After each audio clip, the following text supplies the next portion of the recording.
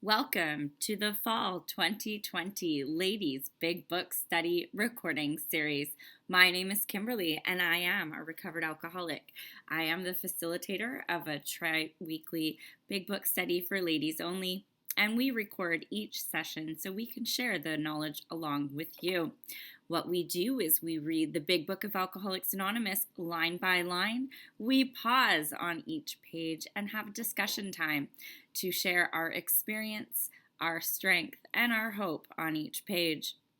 You are more than welcome to follow along in this series and do the work of the steps of the Big Book of Alcoholics Anonymous. If you do need support at any time, please reach out to me in the Contact Us area of my YouTube channel, and we're happy to provide you with support. The online recordings are open to men and women. Do not be discouraged, gentlemen. Our ladies' point of view may offer you a different perspective. So welcome. I hope you enjoy. All right, ladies, we are continuing on into action. We are on step 10, page 84, halfway down. This thought brings us to step 10, which suggests we continue to take personal inventory and continue to set right any new mistakes as we go along. We vigorously commenced this way of living as we cleaned up the past. We have entered the world of the Spirit. Our next function is to grow in understanding and effectiveness. This is not an overnight matter. It should continue for our lifetime. Continue to watch for selfishness, dishonesty, resentment, and fear. When these crop up, ask them at once to remove them. God at once to remove them. We discuss them with someone immediately and make amends quickly if we have harmed anyone. Then we resolutely turn our thoughts to someone we can help. Love and tolerance of others is our code. So if you want the key to this whole thing, once you've done your set of steps, it's in that paragraph. Right there. People miss that paragraph. People don't understand that paragraph. People don't comprehend all the good stuff that's in that paragraph. First part I want to break down is that first sentence. This thought brings us to step 10. Some of my other friends who do big book studies say this thought is step 9. It is not. This thought is the thought of the promises. The thought of the promises brings us to step 10. It says we are suggested to take personal inventory and continue to set right any new mistakes as we go along. I'm going to say it again for the people in the back. As we go along. Not at the end of the day. Not once a year, not when we're feeling shitty on a Sunday, as we go along. So always. And I'm going to turn page forward and we're going to reference our little reading in step 11 because many people say, well, we need to do a nightly inventory. You need to do a nightly inventory, blah, blah, blah, blah, blah. What the book actually says is we can make some definite and valuable suggestions. Why? Because we are making a beginning. We are new at this. We need to practice because we're not always going to be on our A game. But what we want to do is we want to get to a place where we are doing this as we go along. And I will give you my number one example, and I apologize for those who have heard this example 50 times. Let's start with my day. Not today, because today's been wonderful, but an average day when it's not a pandemic and I've got shit to do outside my house. So I wake up late. My alarm doesn't go off.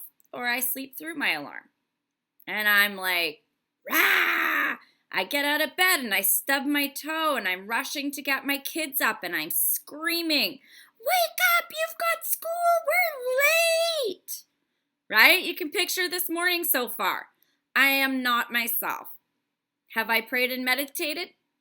Probably not. I just got out of bed and lost my shit on my kids because we're late. So now I get in my bathroom and I'm like, I got an appointment. I gotta go. Blah, blah, blah, blah, blah. I rush my kids out the door and I'm yelling at them because they're not pulling their weight and they're not ready and I'm freaking out. So day's not going so well. I get in the car and I didn't have time to make lunches for my kids, so we're going to McDonald's. And don't you know that stupid bitch is working again and she's not taking my order fast enough and the dingbat in front of me is taking his sweet ass time. Now I'm mouthing him off, I'm mouthing her off. I grab my bag, my order's wrong, so I'm like, argh.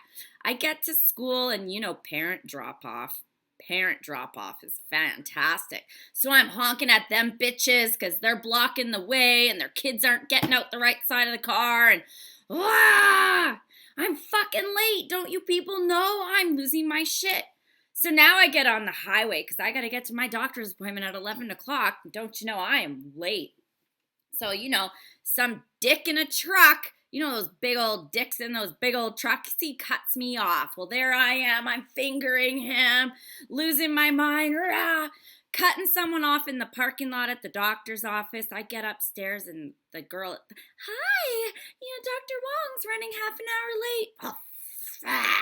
Right? So I bitch at her, lose my shit, stomp and slam my purse down, sit there in a huff, and I'm on Facebook, blah, blah, blah, blah. Whatever, right? Now I'm back on the highway, going back. I'm pissed because everybody's fucking my day up, right? I get back to the school, those same moms, there they are gossiping again, so I lip them off. I throw my kids in the car. I get home. I got work to do. I'm busy, and then my boyfriend comes home, throws his boots down and bitches because dinner isn't ready, and what do? I tell him everything I don't like about him that I've ever been holding in, and I haven't told him for the past 2 weeks because I got a resentment in there somewhere I can let him know I don't like. And then I get a whole bunch of other stuff happening at night, and I get to bed. What do you think I'm writing on my inventory at 11 o'clock at night that day? I woke up late and my day started off bad. Probably not. I'm probably going to write on that inventory, my boyfriend's a dick and he leaves his shoes in front of the dishwasher and he doesn't make his own fucking dinner and blah, blah, blah, blah.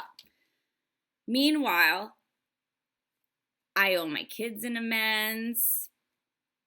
I owe, the lady at the school an amends. I owe that chick at McDonald's an amends. I owe the receptionist an amends. I owe the guy on the highway an amends. I owe the moms in the playground an amends. I owe my partner an amends.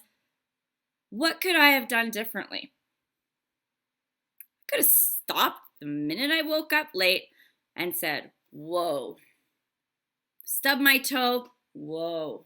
Hang on a sec. I forgot to pray and meditate this morning. Let me stop and correct myself.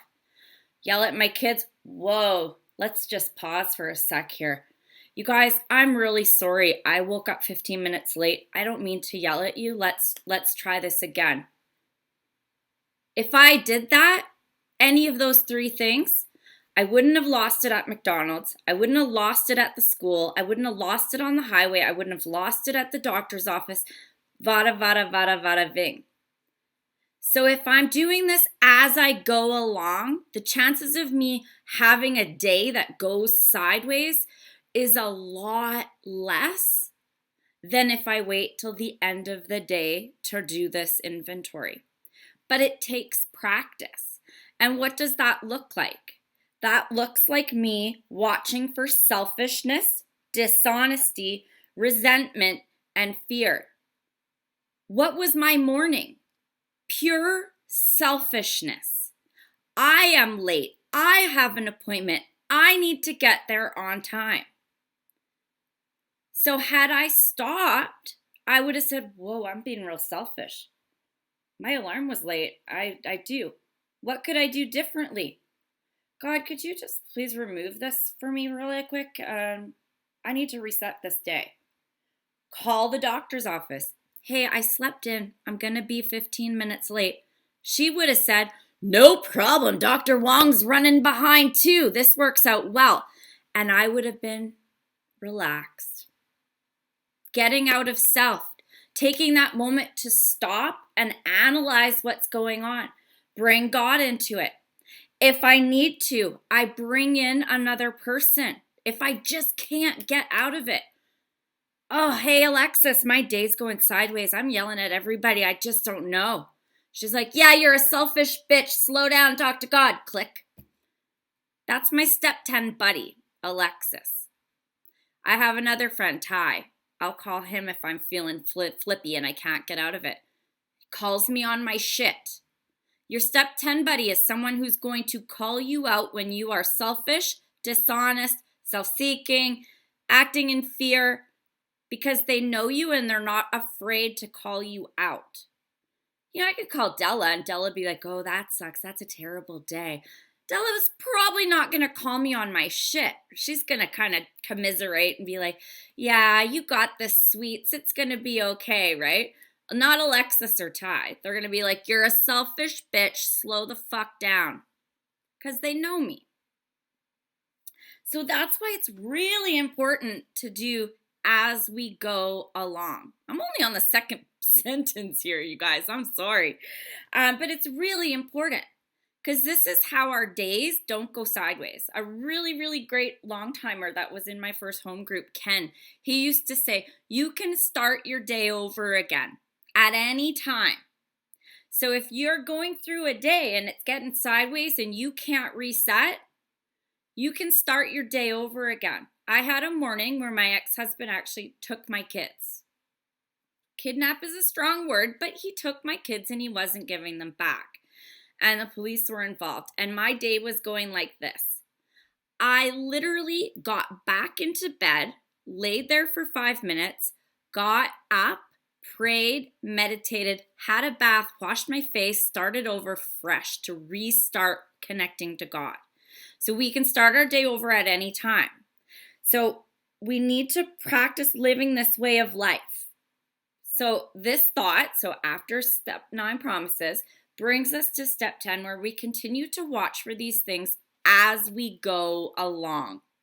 When we get to step 11, you will see the things we're looking for are exactly the same things that are in that suggested evening inventory. But the reason they do that is because we're making a beginning. We are not yet God conscious. We're working on it. So we need to practice. A great place to start is morning meditation and evening inventory. But what we want to build up to is doing this as we go along, constantly looking for this stuff. I used to have a post-it note, selfish, dishonest, resentment, and fear. I had a post-it because I had to remind myself this is what I'm looking for. So this is not an overnight matter. This is not going to happen tomorrow. You're not going to read it and click it. This is something we need to practice, and it is for a lifetime.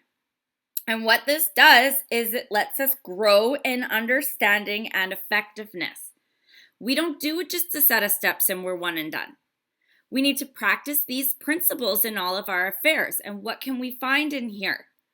4 through 9 with a splash of 12. So we look for selfishness, dishonest, resentment, and fear. When they crop up, we ask God to remove them. God, help me, I'm being judgmental. This dick's driving too slow on the highway. God help me. God help me.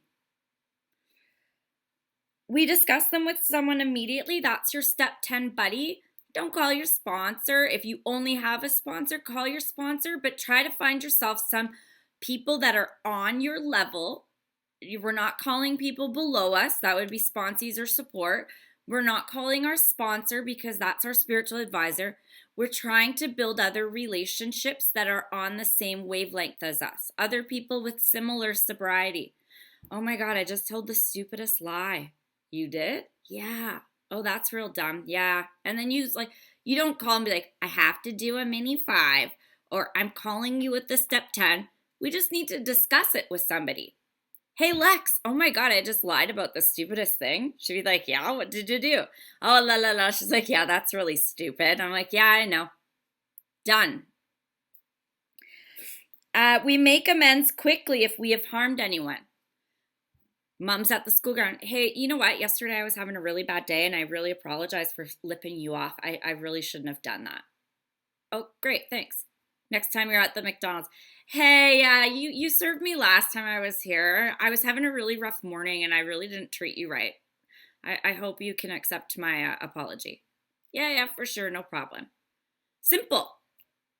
Simple corrective measures. My kids get it all the time. Hey guys, sorry, mom's just having a day. I really shouldn't have talked to you like that.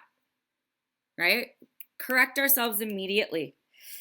We turn our thoughts to someone we can help. Love and tolerance of others is our code. There's a little splash of step 12. If I am driving on the highway and I don't like how people are driving, usually someone will call me. My phone will ring. It happens 9 times out of 10. My girlfriend Steph will call. She'll be like, oh, I'm having the worst day. I'm like, yeah, me too. What's going on? She's like, oh, well, this and this. And I'm like, oh, yeah. And I'm able to help someone. Or put it on speaker and give someone a call. Hey, how's your day going? I was just thinking about you. Don't barf your day on them. Call and be helpful. First thing you want to do is ask them about them. What our human instinct is to call someone and go, oh my God, I'm having the worst day. All these people. That's not the call that you make. The call you make is, hey, I was thinking about you. How have you been doing? Haven't heard from you in a while. And you listen to them. All right, so that's that chapter or paragraph. Questions, comments, elaborations, anything more? Della? Good morning, ladies. Fellow recovering alcoholic. So, when we are, what if we've already started our day over and we try to do that throughout the day? Is that when we call our step 10 buddy and be like, what the heck is going on? Yeah, if you can't see you in it, it would be a really good idea to call a step 10 buddy or a spiritual advisor type person, but add more prayer. Yeah. God, I can't get out of this judgment today. God, I can't get out of this fear today. I just can't get away from it. Honestly, my go-to, one of my weird God meditations is if I'm like, I listen to loud music and I drive. That somehow helps me snap out of it. But yeah, praying, God, save me from being angry. God, calm me down. Calling other people and asking how they're doing is a really great way of getting out of self, too. Okay. Well, thank you. Thank you. Kelly D. Hi, Kim. Hi, everybody. My name is Kelly. I'm an alcoholic. This is really good. I like how you say as we go along. Because in the beginning, I couldn't do this. It wasn't like a spot check anymore. Now, I got to tell you, it doesn't feel good when something happens. But I know immediately, my belly hurts, my stomach hurts. That doesn't feel. I don't get away with it anymore. And, I've been in recovery for quite some time. I'm in my 11th year. I can't believe 11 years of sobriety. Wow. And, I get, when I'm not having a good day, like we're in COVID, and you talked about the day. I mean, getting them dressed and getting them ready, whatever, just things aren't going my way. I'm not getting the green light day. I really need to go remove myself and, like you said, pray, meditate, make a phone call. And yeah, I didn't know how to ask people how their day was in the beginning. Even the first couple, it was always about me. Too much vitamin I, somebody said once. Too much vitamin I. Oh, that I self-made. But after a while, you just don't get away with it anymore when you're working this program. So anyway, thanks. Thank you so much. Yeah, the other night I couldn't sleep. I had so many blue dots from messages for emails, Messenger, and my texts, and it was eating at me. So I stayed up for an hour and I went through them. Beverly A. Hi, everybody. Beverly Alcoholic. Hey, so I know when I'm being selfish and judgmental. I know when I'm afraid, and I especially know when I'm angry and resentful. But the one that I have trouble with is dishonesty, and not cash registered dishonesty. I know about lying and about stealing. But the kind of dishonesty that I have trouble with is maybe delusional. Where am I? Do I have these weird expectations of people? That's the one that I have trouble with. Can you explain, maybe in your example, where there was dishonesty? Yeah, so for me, little white lies creep in. But I too, I love delusion. And that's where having those step 10 buddies and talking about things, because they are going to call you on things and see other perspective. If you are the sole person looking at yourself, you're going to miss stuff. There are other members of our fellowship that talk about step 10 that don't like it because they say it's a solitary self-appraisal. In this paragraph, it is not a solitary self-appraisal. It says consulting with God and discussing with someone immediately. So if you're stuck with a feeling that doesn't go away, you're not seeing it clearly. That's going to be delusion for sure. If you can't see some other angle of it, that's where we need to talk to somebody else.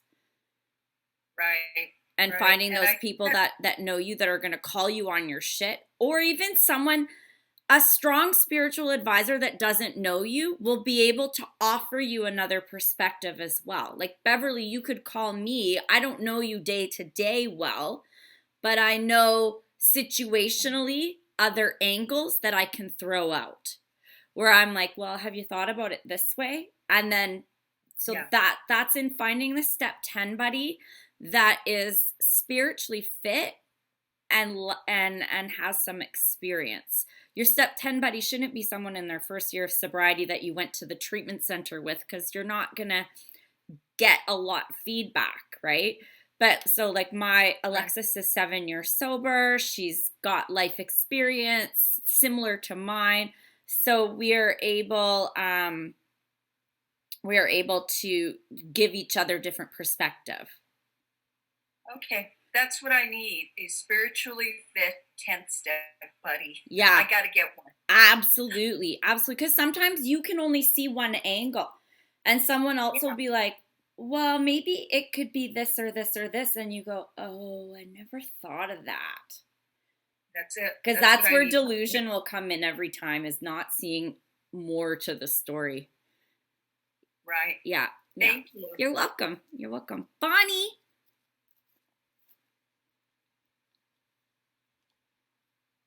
Hi, everybody. I'm Bonnie, alcoholic. I should be paying you the big bucks. You know that, Kimberly? I don't have big bucks, so don't get excited.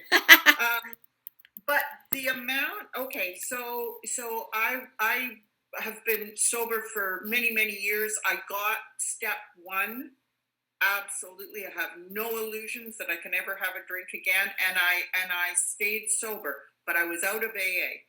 So I was a train wreck, total train wreck for years. I went to more frickin' therapy, group therapy I had to pay for on a small salary at times, everything. And so I've been back for 2 years. And I just can't tell you enough what this paragraph means to me. Because first I had to understand what spiritual principles were. And once I got that, that's what I started with 2 years ago, because I didn't believe in a higher power at all back then. That's what I started with. Once I got to that, and I practiced this, it's like my life has just totally changed. I actually have some dignity now, and I can be trusted now. And that's all I want to say. This is just phenomenal to me. I love it. And it saved my life. So thanks. Thank you so much. Yeah, and God pays me enough. Don't worry. God pays me dividends. It's all good. Marla. Hi, just a quick thing. One of the things that you're helping me do is instead of making a career out of doing 10-step, like one 10-step thing and talking about it all day in 6 months at meetings or something, just take care of it. Having a 10-step buddy, somebody you can call and just dump it and go on with the rest of your day. And I think one of the things that I noticed is I'm trying to do that with other people, and I feel like it makes me be more honest because I don't know why. It's maybe just the relief of being responsible for myself and not having to do guilt and all this other stuff. It's just a waste of time. So thanks a lot. Thanks so much. And our knee-jerk reaction when we're talking to our step 10 buddy and they tell us a different point of view is going, oh, no. That what I know is right. That's a great idea, but no. Let it marinate before you say no, because usually that's your delusion, right? You really believe what you believe. So letting things marinate for a minute is always good because usually you'll see a little bit more is revealed as you let it marinate. Thank you, Marla. All right, if you like that paragraph, let's get some more. And we have ceased fighting anything or anyone, even alcohol. For by this time, sanity will have returned. We will seldom be interested in liquor.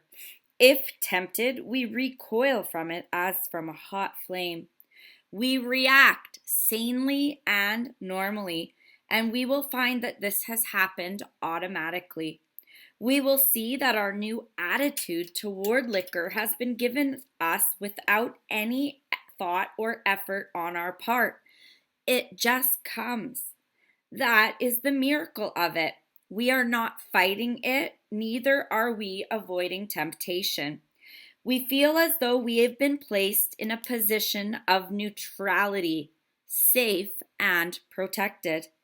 We have not even sworn off. Instead, the problem has been removed. Step 10. The problem has been removed. Step 10. It does not exist for us. We are neither cocky nor are we afraid. That is our experience. This is how we react so long as we keep in fit spiritual condition. So here in this paragraph, here in step 10, we're shifting. We've done steps 4 through 9.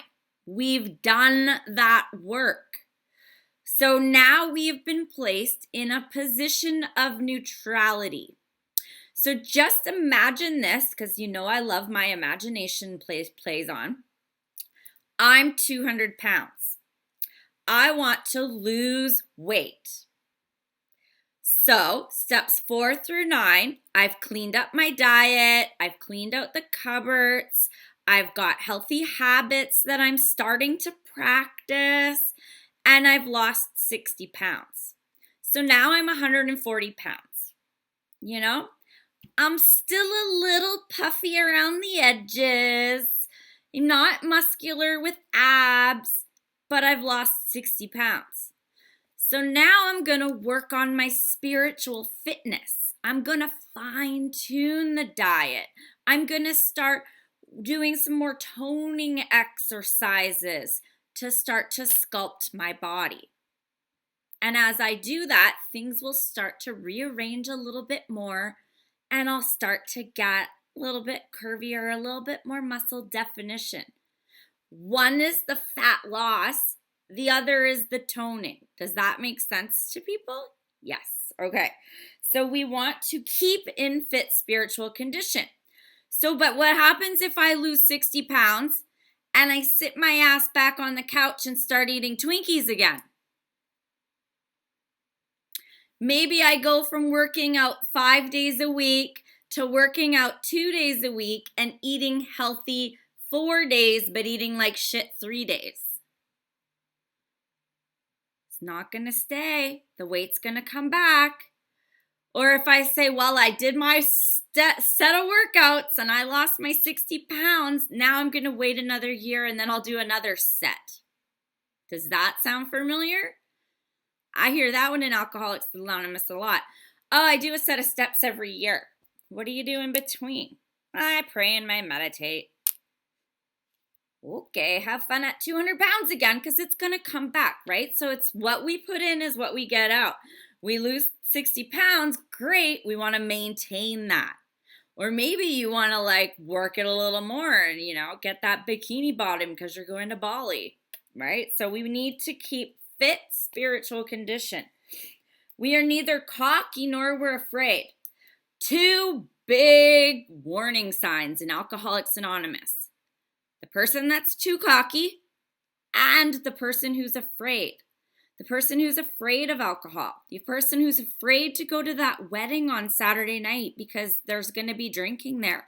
The person who's afraid to go out with those friends because they still drink. Scary spot to be if you are afraid of alcohol. Also, equally, the guy at the podium. Yeah, I work with others and I do my steps and I don't drink under any situation or circumstances. I'm good. That sounds really scary. That sounds cocky to me. So cocky and afraid, big bad warning signs. It is easy to let up on the spiritual program of action and rest on our laurels. We are headed for trouble if we do, for alcohol is a subtle foe. We are not cured from alcoholism.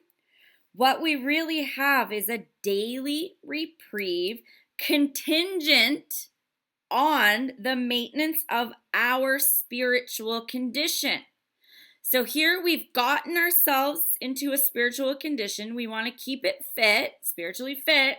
We want to keep it spiritually fit.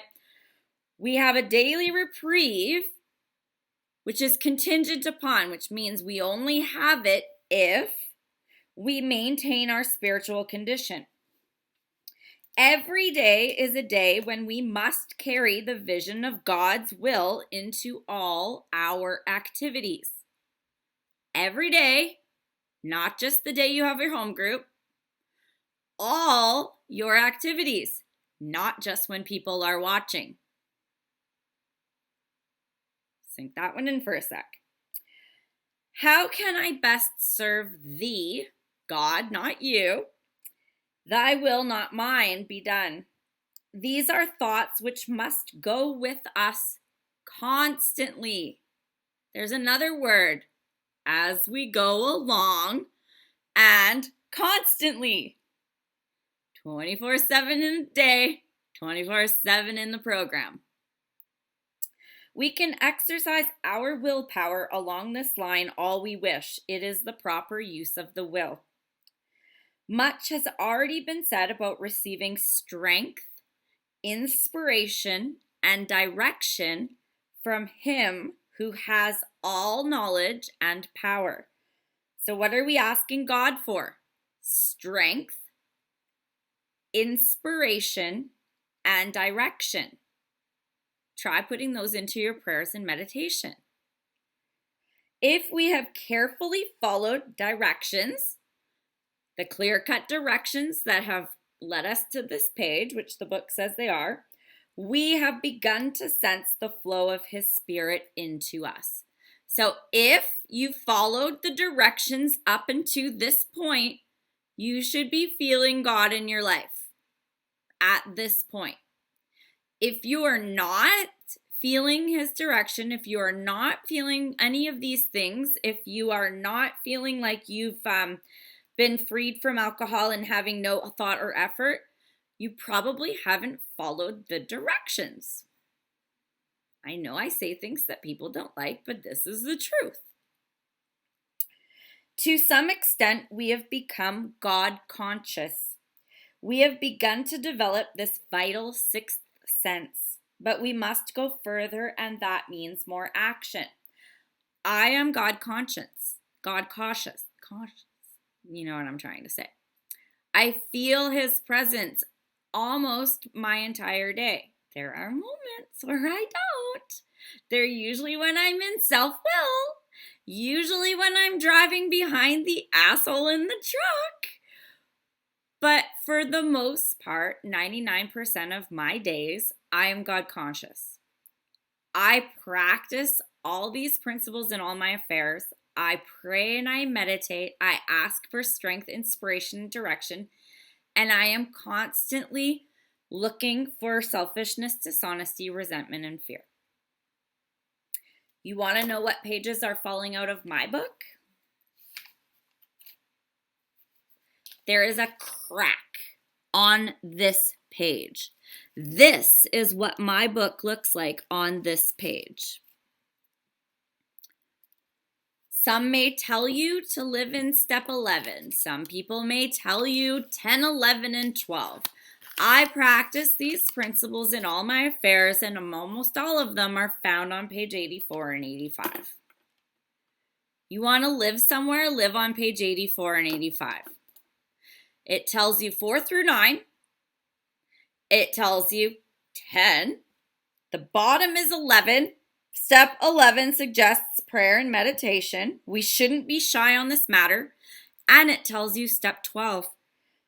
We think of someone we can help. Love and tolerance is our code.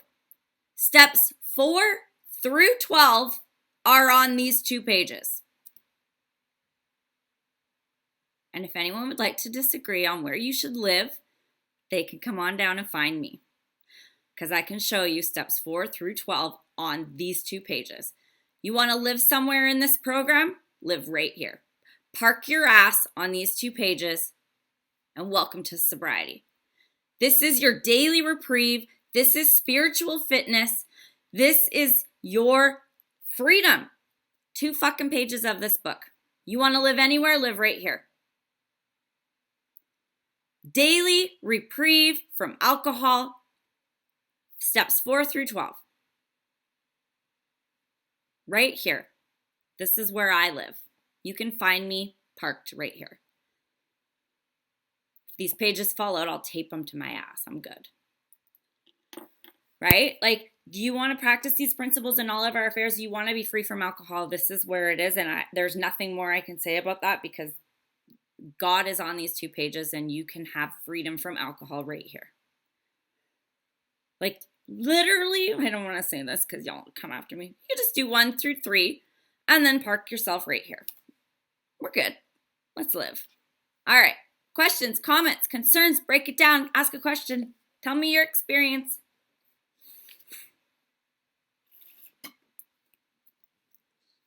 Anne-Marie, go ahead. Hi, I'm Anne-Marie. I'm an alcoholic. Going back to the top of that page, we will find that this happened automatically, without any thought or effort on our part. It just comes. I have to share my experience when I first came in. On Tuesday night, November 16th, 2004, I was pissed blind drunk, getting ready to go to my first meeting on Wednesday. On Wednesday night, I went to my first meeting. I thought everyone in the room is absolutely insane. I'm skipping a lot of details here, but they don't really matter. I thought you were all crazy. And as I drove home, I thought I've really earned my glass of wine tonight. Being delusional, not admitting that it would be a whole bottle or more, not just a glass. And when I got home, I got the bottle out of the fridge. I uncorked it. I walked over to the sink and I poured the wine down the sink. And that was it. And I've been blessed with the gift. No thirst, no thought of it. It's gone on day 1. I know that that's a blessing. It doesn't happen like that for everyone. But miracles do happen. Thanks. Thank you so much. Sharon, go ahead. Hi, everybody. I'm Sharon. I'm an alcoholic. First of all, I'm sorry I haven't been here for a couple of weeks, but I too love this step and these pages. And I do not disagree with anything you've said, Kimberly, about it. But I do want to share my experience as a maybe an encouragement for some of the younger women. I have a lot of years in recovery, and when I first got sober, I was still working, had kids at home, married, working full time, very busy. And it took me a lot of years before I could really do step 10, do my personal inventory in the moment. And the way that I learned to do that, in addition to working with a sponsor, was taking time at night. I wrote every night. And because I could not slow down enough or wasn't willing to take the time to analyze my behavior in the moment, I would analyze it and look at it in the evening. And doing that repeatedly over time enabled me to spot it and understand it sooner and sooner and sooner, so that, today I do that inventory as it happens and, pause. But I just want, as an encouragement, you make it sound really easy to do it.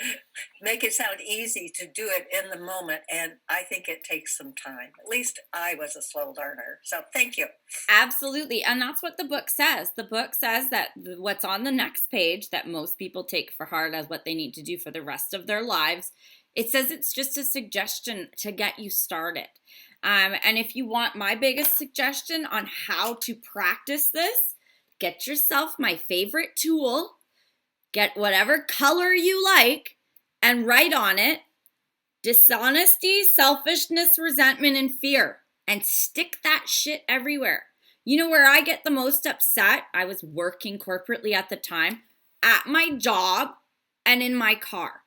Those are the two places where I react the most and where I have a moment to reflect. So I had a Post-it note taped in my car that said selfishness, dishonesty, resentment, and fear.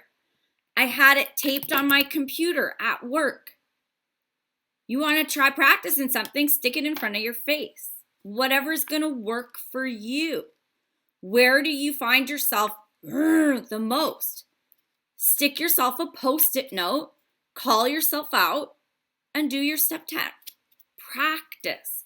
But absolutely, the book tells us that the nightly inventory is a suggestion to get us started, because this doesn't happen overnight. The book tells us that. I didn't get this way overnight. This took some Post-it notes all over the place. And I've said this before. What were the four? Selfishness, dishonesty, resentment, and fear. So that you can write it out however you need. So it actually says watch for selfishness, dishonesty, resentment, and fear. The next step is ask God to remove it at once. Discuss it with someone. Make amends. You can do that in a 4-part Post-it. Watch for selfish, dishonest, resentment, and fear.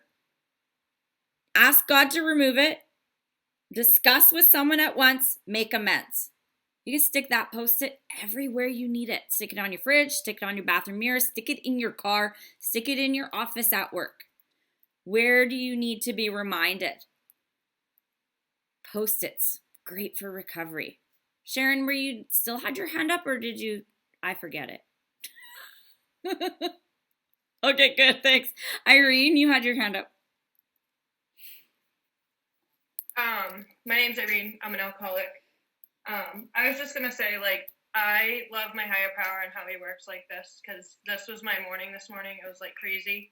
And by being of service in the meeting this afternoon and being here listening to you, I think you saved my kid's life today, honestly. And last week I was having a bad week, and I can look back at it now and see that it was the people I was surrounding myself with. I was getting sucked into theirs instead of bringing them up to mine. And, I wasn't being spiritually fit, and I was getting involved in the gossip and all the things that you talk about. And it's amazing how I can look at it now and see that. And this week can be so great just from practicing the principles in my life. And like I said, this morning wasn't great and I'm not perfect, but I can turn that around. And it's just been great to be able to breathe, be able to feel like I can get through it. And My kids are maybe going to live through the day. Let's hope. My son might not live through after school with the looks of his room, but thank goodness your kids are living today. All right, anybody else more to add, more experience with this from anyone? It takes practice. This is park your butt on this page and practice, practice, practice. Jennifer. Hello, everyone. Jennifer Alcoholic. So it's funny that we're doing this today because last night I was chairing a meeting and I decided to read, page 83 through 84 and wrote all these little Post-its down from my desk. The thing that I struggle with the most, though, is, well, at first, my kids. They were living somewhere else for 2.5 years until I came into recovery. And that was a big struggle at first. And, it's gotten a lot better as far as the pausing. And I even wrote this one that I learned from you the other day. The pause, pray, then proceed. But the biggest thing that I'm having problems with lately is I'm in a relationship with someone else that's also in recovery. So I get frustrated because I know what they need to do. And I know that I just need to look at me. But the part that I need experience, strength, and hope on is, when I'm trying to do these things, this step 10, how do I let go and just do it if they're still in the same place? That's what I need to experience, strength, and hope on, and we live together. So, all right, thanks. This is that love and tolerance of others is our code, and it's not our business. If we don't like how they're running their program or how their lack of running their program affects us, we have two choices. Shut up and pray for them, or leave and find a new boyfriend. It's none of our business. Have fun trying to tell someone how to run their program. Like, how are you going to react? We're all a bunch of crazy fucking alcoholics, right? The choice is be quiet and pray for them, or leave and find a new boyfriend that's running the program you think you should run, right? Like, I can only concentrate on myself. I can only dictate my recovery based on what I do. If I choose someone who's not working the program or who's not spiritually fit or who's doing some questionable things that I feel are morally not right, my choice is to shut up and pray or leave. I can't tell someone else how they're going to run their program. You're going to have a resentment. You're going to have that resentment grow into a big old disaster, or they're going to come at you. So unfortunately, we can pray or we can leave. Yeah. Leading by example is the best thing we can do, right? So if I'm doing everything right, I'm showing up spiritually fit and I'm holding myself to a certain standard, I would hope that someone else would rise up to that. And if they're not, that's a big indication that you need to look at your relationship, unfortunately. But yeah, I would never be like, you know what, your program sucks. You need to do a set of steps. Because how would you like it? It's not going to go well, I can tell you that right now. Della! Good morning, ladies. Della again. I just wanted to say that one of the Step 10 promises have come true for me. Over Thanksgiving, I tried some non-alcoholic wine that's supposed to resemble a Chardonnay.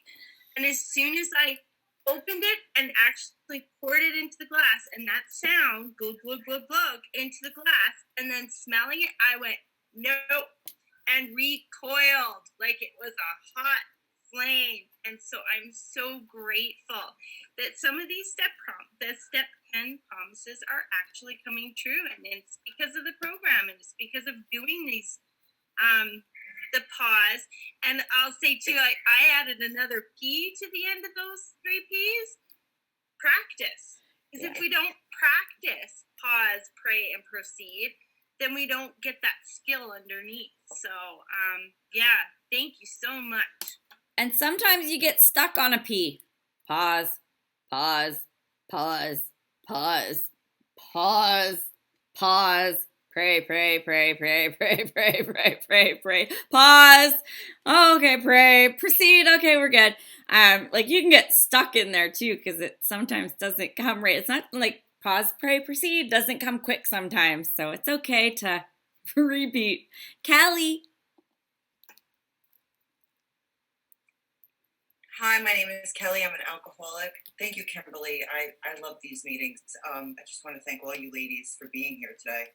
Okay, so something, snapped me into thinking, my husband's in recovery and he has his own sponsor and I have my own sponsor and I have my network, I have my fellowship, I have my group, he has his home group. And it was like that. We were told to do that early on. All I could tell you is, for me, I have to mind my own business. I like to get into everybody else's business. And someone said it's like you're on a ladder and you're going up this ladder. And as soon as you look into someone else's window, you're going to fall off the ladder. And especially when you're working hard on a program and, I have to be spiritually fit inside of me.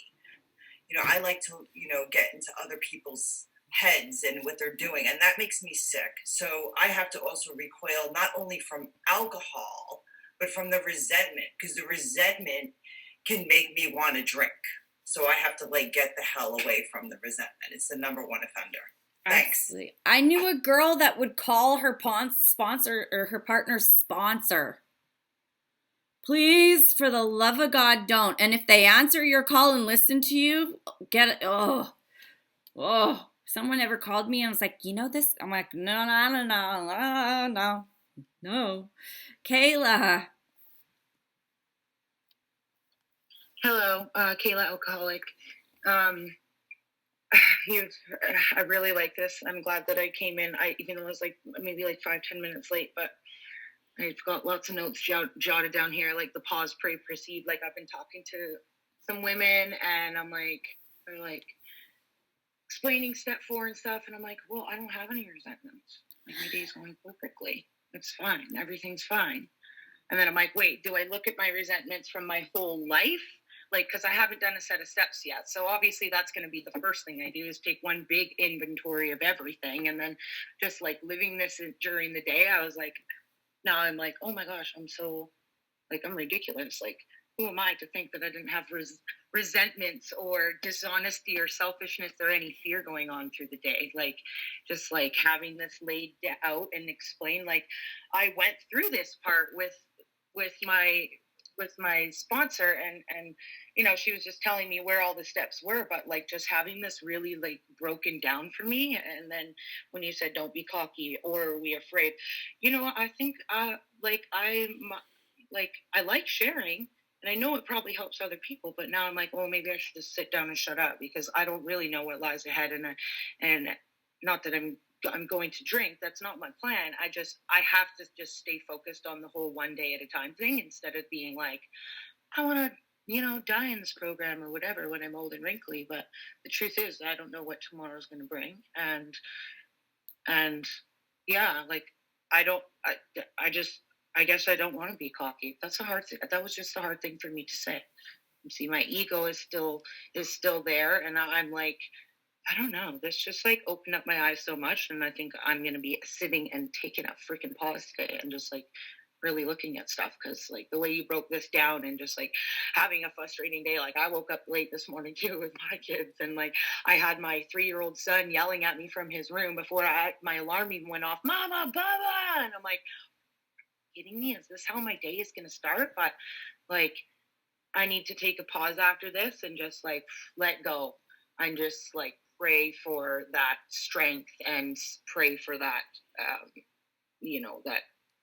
that consciousness to just have God on my side today because I'm not in control of any of this. So yeah, this was really good for me to hop in today. So thank you so much. You're so welcome. And just a few things on that. Number one, first and foremost, always share. If you are asked to share at a meeting and you say no and I'm in the room, I'm probably going to come and give you a little cuff upside the back of the head because something in you, someone needs to hear, and that's God nudging you that way. Always, always share at a meeting. We're sharing our experience, strength, and hope. And you maybe have, how many days do you have? 100 or no? Day 40 today. Okay, so whatever you have, there's people with less than that. Right? So even if you're 2 days sober and you're asked to share, you say, hi, my name is Kim and I'm an alcoholic and it's day 2 for me. And it's been a rough 2 days, but I'm so happy I'm here and I found great connection and you guys are giving me the hope that I can do that. What that share has just done is told the person still drinking or the person on day 1 that they can get to day 2. And that they can find people to support them. That's carrying a message. You're not carrying this message from the book, and you couldn't sponsor anyone because you don't have anything to give yet, but you can give them hope. Hope that day 2 is better than day 1. Hope that there's people here that can help. Hope that, hey, I found an amazing step group that I get to go to, or I found a sponsor. That's telling someone on day 1 that you can get a sponsor and that that's something to be hopeful for. So transmitting that hope. And then with your step 4, stop talking about it as a resentment list. It's a personal inventory. It'll help shift your whole perception of it. The book doesn't say write down people I have a resentment to. The book says write down people to whom you're angry. It's easier. It's a mind bend. Yeah. But you're like, yeah, you know what? I had a little bit of anger towards, because some of us feel guilty toward being resentful to people. So it can be a harsh word, and then you get stuck in this, I have a resentment. Instead it's like, well, these are all the people I've been angry with, and let's take a peek at it. It'll help you. To people who I've been, and yeah, it's a personal inventory. Otherwise, it's a victim impact statement. I think it's episode 18, 19, and 20 if you want to go back and listen. But yeah, like so much good stuff. And like, this isn't a self-appraisal. This is a continuation of the work we've been doing already in the program. It's a personal inventory. We're bringing in other people. We're bringing God into it. So it's not self working on self. We don't have any of that here. We are always seeking guidance from God, seeking inspiration from God. It works out well when we work it. Lots of practice. Anybody else? Questions, comments, concerns, experiences? Yeah, go ahead, Wendy.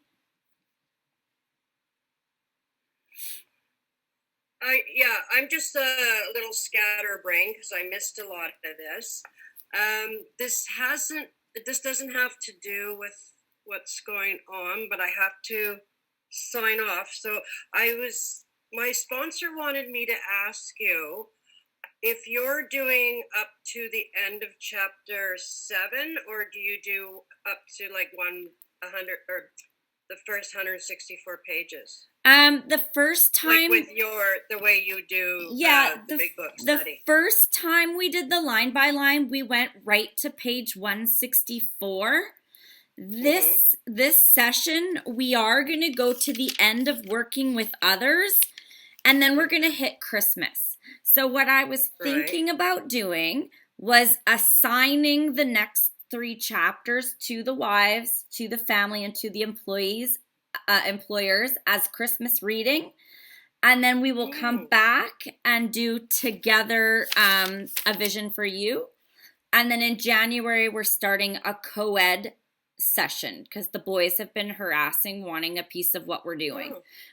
So I still think the ladies will still meet in the morning, and we can decide what we're going to do as a group in the morning, but I'm going to do an evening co-ed study. Oh, wonderful. Yeah, so we can figure out as a group what we want to do in January, but that way we get done this set by the end of the year. So Christmas holiday reading will be to the wives, to the employers, and to the families. And then we'll all come back together and do a vision for you together. And then that will be this session. Right on. Thanks, Kimberly. You're welcome. You're welcome. Leslie. Gotta unmute. Unmute. There you go. Can you hear me? Yep. Hi, Leslie, alcoholic. And so experience, strength, and hope. I've just loved what I've heard today. It's just beautiful. So my experience is that, well, what I've seen is that what I've come to believe is that there are no stupid questions. And everybody has a place, who is an alcoholic, has a place at the meetings and the table, you know. And what I've really learned is to put away my anger, put away my resentments, and really trust in God. Because, like, the more I think about it, like, there was a time when I was so messed up. And it wasn't too long ago where I was just thinking, I didn't know what to do. I was going to leave my husband. I was extremely depressed. I was crying all the time. I did go off my medications for about a month or two, so that may have been, that may have helped me along.